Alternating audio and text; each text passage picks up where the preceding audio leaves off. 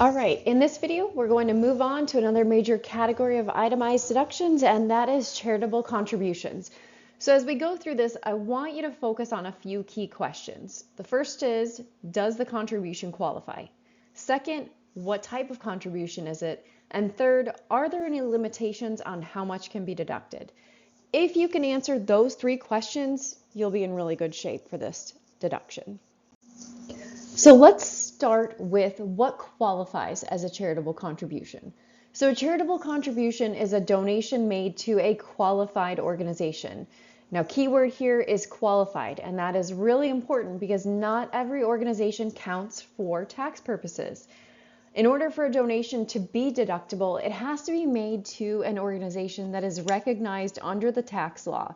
And that's typically organizations that are religious, charitable, educational, or scientific. And you'll often hear these referred to as 501c3 organizations.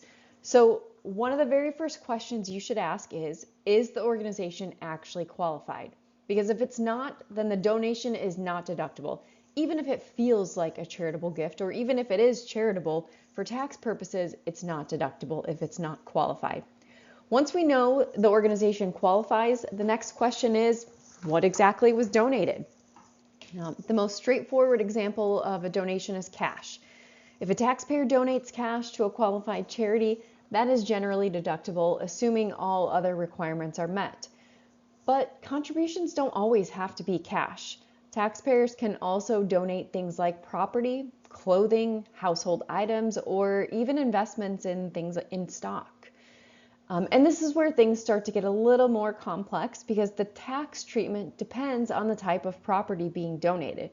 So to understand how these donations are treated, we need to distinguish between two types of property, and that is capital gain property or ordinary income property. Let's start with capital gain property.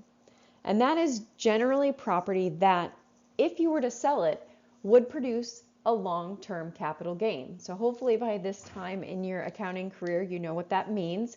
But let's say, for example, stock that has increased in value and it has been held for more than a year.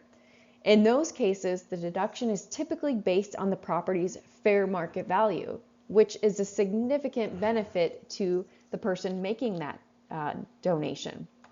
And then here's the reason why. So let's walk through a quick example.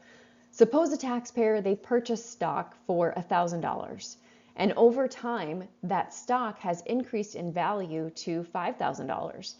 If they donate that stock to a qualified charity, they can generally deduct the full $5,000 fair market value, not just the $1,000 that they originally paid for it.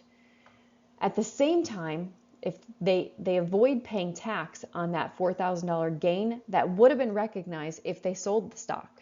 So this is why donating appreciated property can be a very tax efficient strategy. Now let's compare that to ordinary income property.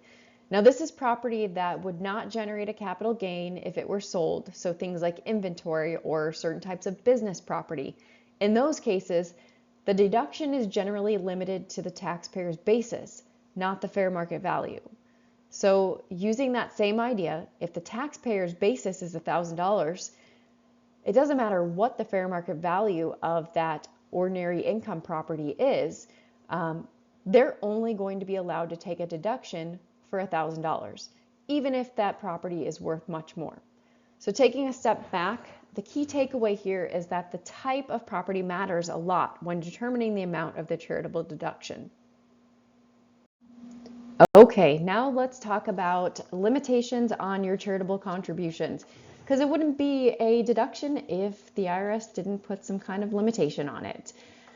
So when we're talking about charitable deductions, they are limited based on a percentage of the taxpayer's adjusted gross income, or your AGI.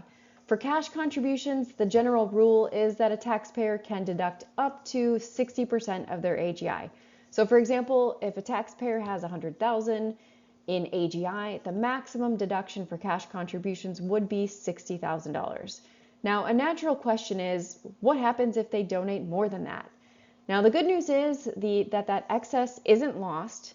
Instead, any amount over that limit is carried forward up to 5 years, where it could potentially be deducted in a future year, subject to the same limitations that I just described.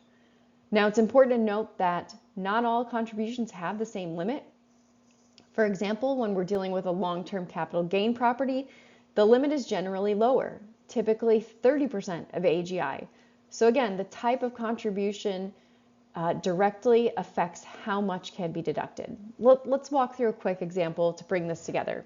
Suppose a taxpayer has adjusted gross income of $100,000 and they donate $70,000 in cash to a qualified charity.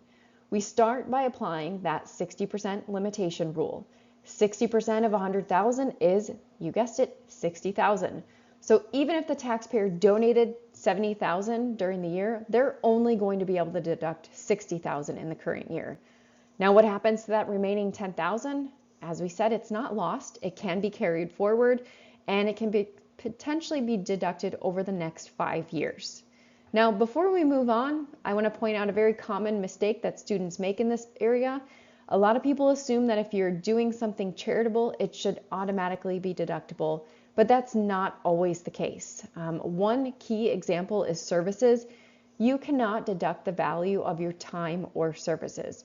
So if you volunteer your time at an organization, even though that's incredibly valuable, and I'm sure the charitable organization appreciates it very much, it is not deductible for tax purposes.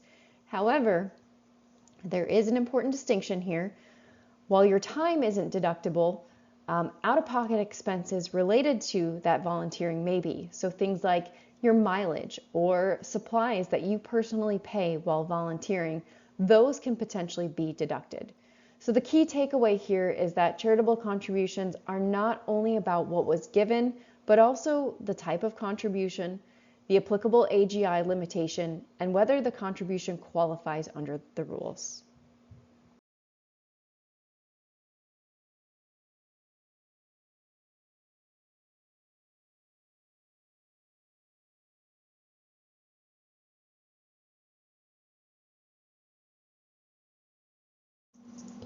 Now let's talk about documentation, because this is another area that the IRS cares about a lot. You will need the documentation if you or your client is ever under audit. For smaller donations, taxpayers should keep their receipts. They should keep canceled checks. For contributions of $250 or more, the taxpayer must have a written acknowledgement from the charity. Without that, they are not going to be allowed to take a deduction. Or put another way, if they're audited by the IRS, that deduction will not stand up against an IRS audit. If you can't produce a written acknowledgement from the charity, the IRS will deny that deduction. When donating property or your non-cash contributions, there are additional rules here. If the value exceeds certain thresholds, the taxpayer may need to complete additional forms or even obtain an appraisal depending on the value of the property that you're donating. So the more valuable that property is, the more documentation that is going to be required. So let's put this all together. Taking a step back, here's how to think about charitable contributions. First thing that we need to do is confirm that the organization qualifies. That's going to be your most important item to kind of whether you're going through this process or not. Is this just a fundraiser that an individual is putting on for a family that's going through a hard time? Or is this a contribution that's being made to a qualified organization? Second, determine the type of contribution. Is it cash? Is it property? And third, determine how to value it. Is it going to be based on the fair market value of the property, or do I have to look at the taxpayer's basis? And then finally, you need to apply the limitations. So do any of the AGI limitations apply to this charitable contribution? So that brings us to the end of this chapter. If you have any questions, or end of this topic, if you have any questions, you can always reach out. Otherwise, see you in the next video.